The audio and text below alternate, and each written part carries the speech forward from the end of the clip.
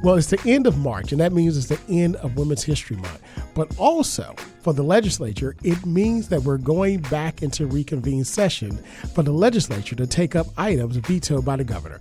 It's Stay the Water. I'm your host, Eric LaVille, and you're joining us for our conclusion of our Women in Politics and Policy series, where we're speaking with our Senator Yvonne Miller, Internship Program Intern. We'll be right back in just a moment. Thank you again for joining us. This is Eric LaVille, and you are joining us for Stay the Water, where we bring movers, shakers, and policymakers to you to discuss issues important to the community. Listen, happy spring to everyone here, and spring is in the air because my eyes are watering.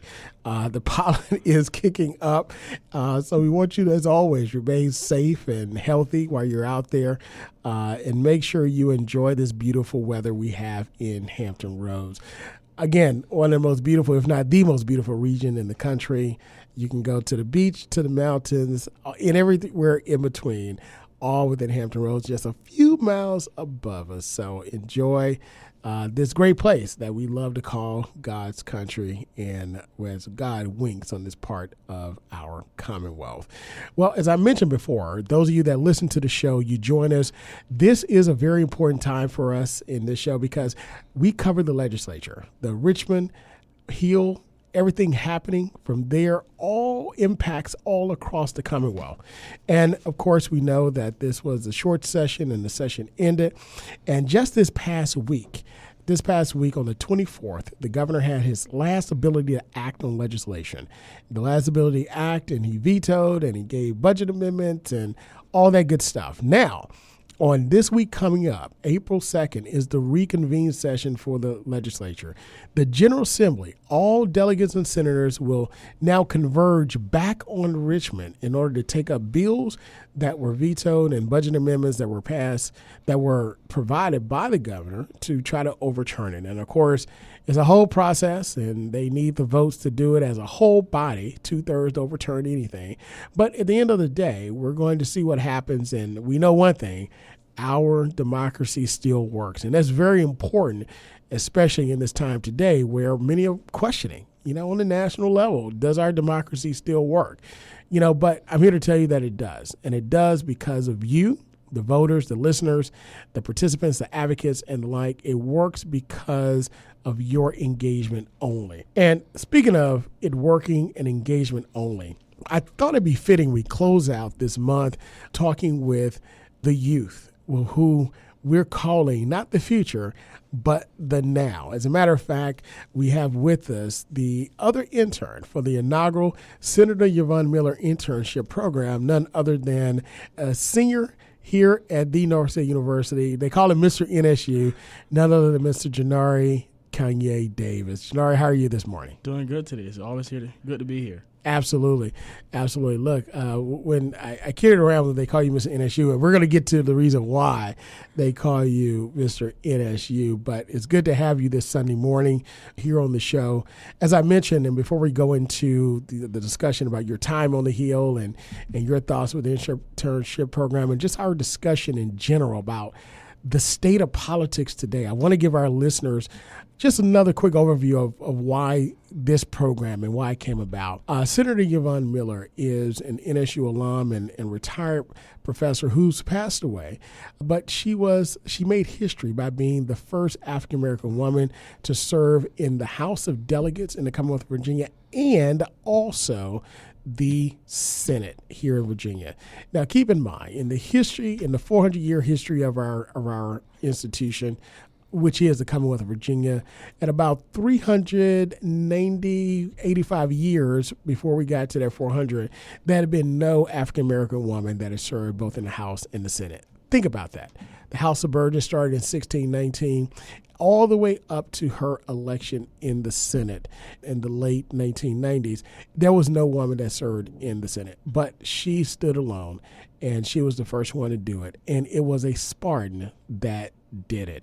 So because of that, because of her legacy and her time being elected into the legislature, both the House and then on in the Senate, we have two representatives in the General Assembly, Delegate Candy King, who's also an alum of Norfolk State, and also Senator Angela Williams Graves here that represents the city of Norfolk, both supported the legislation in order to provide this opportunity to our students from NSU to serve in the legislature as interns. Tremendous opportunity for them to get hands-on experience working with legislators day by day, also going to committees and doing the hard work that shows that our democracy has them to do in order for us to have the laws passed that we have passed and live the way that we live. So that program was started, and of course we heard early in this month from one of the inaugural interns, Nina Collymore, and now who's also a senior here at Norfolk State. And now we get a chance to talk with Mr. Gennari about his experience. So Mr. Davis, welcome again to State of the Water. Thank you. I appreciate you for being here. I tell you what, let's let the listeners know a little bit about you. Who are you and why? How did you become an intern? So I'm Gennari Davis, a senior political science scholar from the great city of Portsmouth, the best city. P-Town, right? Where the power comes from. The center of political power, that's right. I'm a third generation Spartan, so I've been a Spartan since I've been a baby. The Norcom to Norfolk State pipeline is real from Portsmouth, if you know that. Shout out to Norcom. Correct. I served as a Senate intern for Senator Eloise Lucas, who was my senator from Portsmouth, which made it even better. And it was like a come around moment, like, I got to work for my senator, somebody who I've known since I've been little.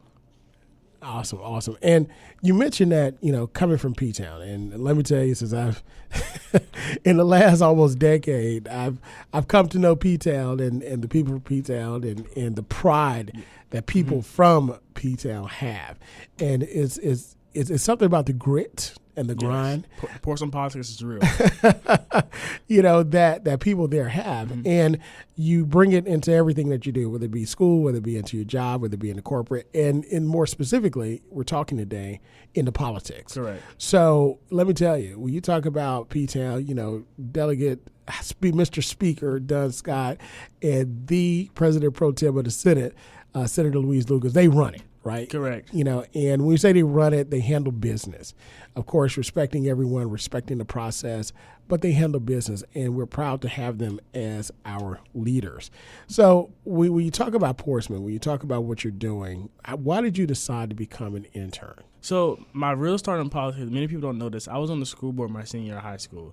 I served as a student representative on the school board in the city of Portsmouth, senior year of high school in 2022. Wow. During that time, I was the only African-American male student representative on the East Coast. So that was like, oh, you're the only African-American male. You're not just the only male, you're the only African-American male on the East Coast serving student representative.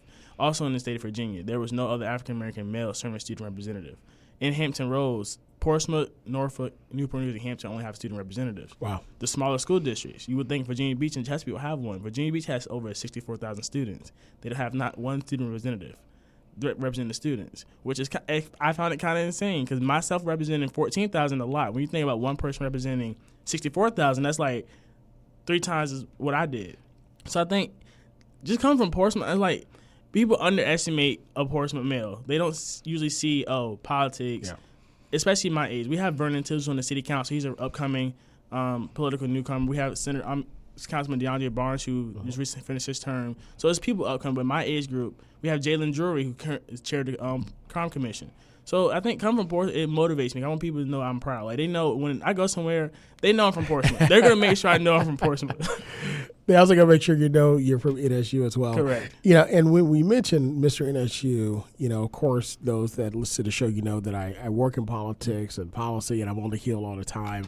Those that either hear me on the show or see me on television or the work that I do here at the institution. And with that, we were very fortunate, and I was instrumental in helping to place you and Ms. Collymore in those 2 positions. And, I told you that it was probably maybe like 2 weeks after you guys were on the Hill. You guys, the word was, oh, we love your 2 interns from Norfolk State. I say, really? How do you know them? Oh, Mr. NSU? And then, good things proceed from that. Oh, Mr. NSU, oh, we love him in committee. Mr. NSU, he's very timely. Mr. NSU, we love calling the office. He handles our constituent issues. Mr. NSU, this, and that. And the same for your counterpart, Ms. Collymore. But, to have that pride, in serving.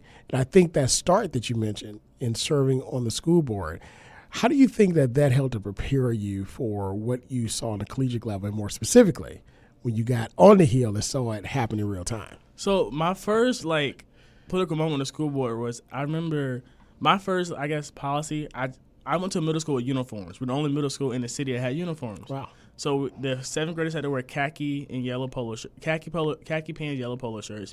The eighth graders had to wear maroon polo shirts, white or red polo shirts with khaki or black pants. So I was like, me being in middle school, I'm like, okay, I'm just wearing a uniform. I got on the school board. I kind of I knew I was privy to more information, so I knew everything. I said, okay, why is this like this? So the school board was like, okay, the rule went back 2004, but nobody ever checked into it. So I'm like, okay, we're going to get this changed. So my senior high school, on the school board, we got the policy changed. So it took effect 2022 to 2023 school year. So no school in Port has uniforms anymore. And the rule, they had uniforms because of behavior issues in the specific neighborhood in Portsmouth that year. But people don't know, uniforms bring bullying, because you can tell somebody wore the same yellow shirt the day before. Wearing regular clothes is really not, you don't really get bullied for clothes unless let's say, oh, this came from Walmart or something. But uniforms bring bullying. So that was my first piece. I said, I want to do politics. So you were instrumental in changing that policy from uniforms to no uniforms. Yes, sir. And then we had the LGBTQ bathroom issue. That was another thing during that time, me and school board. That was a whole issue. So I said, okay, I like this. I like debating, but it's good debating, but on policy issues. So I'm all for the students. My thing was Janari for the students. I love, especially higher education. Education in general, my family has always instilled education. My mom's a pharmacist. My dad works for the city of Suffolk in public utilities, but education's always been a part. They never played about school. I knew for sure. I was getting a degree from somewhere. I wanted to go to Morehouse, but Norfolk State, we see the future in me. Absolutely. And speaking of the future, when we talk about the politics, I want to get your take on the time now, as relates to politics. But before we do that, because that's going to be a very heavy discussion for. We're going to really take that up in the second half of the show, because what we see now happening nationally, this generation, your generation has never seen this before, and it was post. I think, right after me, my generation. We were born after the 60s, civil rights movement and so forth. So we really didn't see it in action. But our parents and our grandparents, they saw it, and they came to action with it. And, the question that we'll talk about later is, what is your generation saying? But I want to get back to the Hill. We are going into reconvene veto session on the 2nd. And, of course, it's going to be a very small time period, maybe a day or two that we're there total. But your time is done. But when you were there, tell us about your first day on the Hill and what was your impression? My first day on the Hill. It was – being on the Hill, every day is a new experience. So every day there was something new going on. My first day – they knew me. They said, "Oh, I have this a green and gold cardigan." That's called Mystery Nest shoe, because I had every Norfolk State apparel you could think of. Everybody did Mystery Nest shoe. My first day on the Hill, I was like, okay, I stayed in committee. I was in committees every single day. My favorite committee was Education and Health. Nice. I was in there every day with Senator Locke and Senator Lucas. Education and Health, laws and then appropriations. My first day was general laws. Yeah. General laws, yeah. Yes. So first day on the Hill, I get there, sit at my desk. My desk faced the window of 9th Street, which looks over the Capitol, see Dominion Energy, the courthouse, everything. So it's a window. Sitting there, I'm like, okay, I have ADHD, so I cannot sit somewhere for a long period of time. I said I can't sit here all day. So I told my legislative director, can I go to committee? He said, yeah, you can. You're here. That's what you're here for. I sat in committees. I went to probably 3 committees that day. Got lunch. Side note, Capitol has the best ice cream in the world. They have the best ice cream in the world. It is some good food. Yes. In Capitol. It is. Meriwether's has some good food. From that point on, I met with Senator Lucas. I did I briefed her daily on her briefing book. So any bill she had in the book, I briefed it, highlighted it, put a note so she can know what to talk on, how she voted. I highlighted every vote she did from this previous day so she know how she voted on that vote. Mm-hmm. Then after that, I went back to the hotel room. But being on the Hill every day is it's new experience. You meet new people. Every day is something new. Now you probably didn't know this when you got there, but you and your classmate, you two had the opportunity not to just serve in the legislature, but you went from the parking lot to the top floor. Correct. The floor that you worked on is 14th floor. It's the most powerful floor in the legislature. In other words, you have all of the leadership from the House and the Senate that's on those floors. And with having all that leadership and being there, did you realize the moment that you were in? Because you and your classmate worked for the two most powerful senators in the Commonwealth, and they happen to be black African-American women. Correct. Too. I didn't realize it one until I got in the elevator. And two HBCU graduates, too. Correct. And member of the Divine Nine. Absolutely. So I realized in the elevator one day, person asked me, Senator Sturvant, he asked me, oh, who do you work for? I said, oh, Senator Lucas. He said, Senator Lucas? He said, how long have you been? I said, I'm an intern. He said, oh, you went from 1 to 14 like really quick because people weren't expecting me to be on the 14th floor. Every time I get in the elevator, I said, can you press 14? Like, oh, who do you work for? Like, they give me this look like, oh, you must be really important. I was like, I work for Senator Lucas. And then when I say she's my senator, they're like, oh, okay, that makes sense. Like, being from Portsmouth, she's my senator. I'm working for somebody I looked up ever since I've been little, like Senator Lucas. Like, if you know Senator Lucas, you know she is like, everybody loves Senator Lucas around there. So going from like just starting out being an intern from 1 to the 14th floor, that's like Taj Mahal. Absolutely. Look, but again, that's just when you're walking in your purpose, that's just the favor of God that's up on you. So with that, let's talk about the experience as a whole. Where do you think that will lead you post-graduate? Because you're coming out in May. You're walking across that stage. What's the impact at that time period? It's only 2 months, but it was impactful 2 months. What do you think it has upon your life now? So I think me being there opened up me like, oh, give me more options. Because at first I work in collegiate athletics right now. So I said, oh, I want definitely work in athletics. Then I'm like higher education. So I'm like politics, public policy. Me being there, I'm like, oh, I know what I want to do. I know what I don't want to do. Like being a legislative assistant, looking at papers all day, kind of just get me, but like being in committees, helping my senator, briefing her, that kind of stuff gets me. Like it was like an eye-opening experience because it's not every day you get a chance to work in the General Assembly, especially for the Senate Pro Tem of the Senate, who over Senate Finance and Appropriate, who controls the money of the state, like all the money, like every dollar that comes out, she controls. So it's like it was an eye-opening experience. I'm like, oh, I like this is me. Like I was like a kid in the candy store. And with that, being a kid in the candy store, you know now that the world is your oyster. It's Say the Word. I'm your host, Eric Claville, and you're joining us for the end of our Women's History Month, where we are wrapping up our Women in Politics and Policy series, where we're having the opportunity to talk with one of our inaugural interns for the Senator Yvonne Miller Internship Program here at Norfolk State University, a historic figure that graced our campus and a product of the Spark Nation, where now her legacy is inspiring and providing opportunity to not the future, but the now. Mrs. Janari Davis, when we talk about the now, let's look at politics now. This was one of your first elections that you ever had a chance to vote in, I think presidential. And with that, of course, you guys were able to cast a historic vote, during this time period with having the first African-American female run for president of the United States, who also was the first woman and African-American woman to serve as vice president of the United States. During that time period, of course, there was a lot of excitement across HBCUs and campuses with her being a graduate of Howard and so forth. And then the election results came out. And currently you're experiencing now is probably less than 100 days in office of the Trump 2.0 presidency. Mm-hmm. And you're seeing things happen in real time that has never happened in our country since either the Civil Rights Movement or since the Civil War. Janari, what is going on in your mind, from your purview, from you and your classmates? What are you seeing? So I think me personally, especially my first election, my first presidential election I voted in. I remember voting in midterms 2022 when I became 18. But being a first president, just like, oh, this is a big time. For me and my classmates, I can't say that Vice President Harris, she brought out Gen Z. Like, they're really invested in politics. No matter if you like politics or not, they're really invested in politics. So they want to know what's going on. They understand what's going on. When the Department of Education signed the executive order, they were like, oh, this is serious. Even the text message that came out the other day about the war, they're invested in that. Some people might think that Gen Z is not invested in politics, but we're really invested in politics. And social media helps that out. TikTok is real big on politics. Like, they make sure that they get on our feed. Like, we have a certain feed. You might see Donald Trump, then Kamala Harris, Representative Jasmine Crockett. She makes sure Gen Z knows about politics.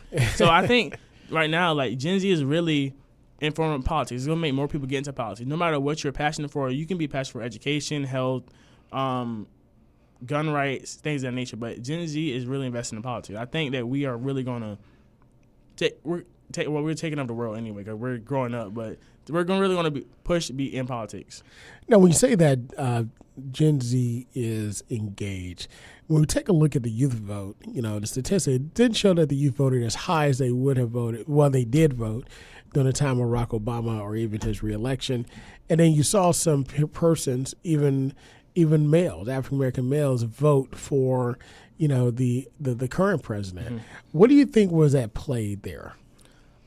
I think for the male side, it's either they didn't want to see a female in office, or they just couldn't trust what she was going to say. They wouldn't know what a female wanted to do. Did it help that you guys didn't know what the first presidency was about? Because I think you were in elementary school when he was president first. I was in kindergarten in 2008. So I think that kind of, me being younger, I didn't really know about politics until I was like maybe in 6th, 5th grade. So I didn't really know. I knew Barack Obama, but I didn't know the depths of he was first president. We learned about that. Oh, wow. But I think now it's like, if we would have been around before, we'd be like, okay, I felt like it was Barack Obama 2008 all over again, because the Democratic National Convention, her running her race, like, Gen Z is out here. But I think that kind of, it would have been better if we were younger but knew, like, more about it. But yeah, the males, yeah. So I think it's really variation of reasons on why. But it could have been better. But some Gen Z feel like them voting is not helping, which they don't understand that you voting is actually helping. Electoral college is kind of, I can't say personally, electoral college does not make any sense to me. Popularity, if we're going to vote for a president as a country, it should be what the country wanted. And when you talk about that, when you said that Gen Z don't believe that their vote matters or makes sense, give me a little bit more about that, because obviously we see the vote matters, right? Like, if you stayed home, your vote mattered because you gave a no vote. But if you actually voted one way or the other, it tends to push policies that way. So real votes equal real money and real changes. Correct. What is it that you think is going to take your generation to Gen Z to understand how politics operates daily in their lives and the importance of it? I think currently right now is going to show them, like, how it's operated. You think so? They're going to realize that this is no joke. Because what is going on right now in the Trump administration, they're saying, this is not right. I think it took them, it's like a reality check. It took us a reality check to realize the first Trump administration was something, but the second one right now, what's going on is like, they're like, and then we weren't old enough to vote back then. So we're like, that's right. We're just saying, like, okay, our parents we know what's going on, but right now most of us 2002 babies and up, we know now. I'm a 2004 baby, so now we are able to vote. Wow. That is crazy. Especially the next election, 2028. So we're going to be really, everybody is going to be an adult to 18 to be able to vote. Well, speak about, when you talk about voting, you look at the Commonwealth of Virginia, there's an important election. Correct. Every year. So we got an election coming up this year for governor, where we'll make history again, whether we'll elect the first woman governor of the Commonwealth of Virginia. It may be a black woman, or it may be a Caucasian woman. So, but at the end of the day, a woman will be elected governor of the Commonwealth. So that's going to be a huge push. Do you think that will play with the male vote?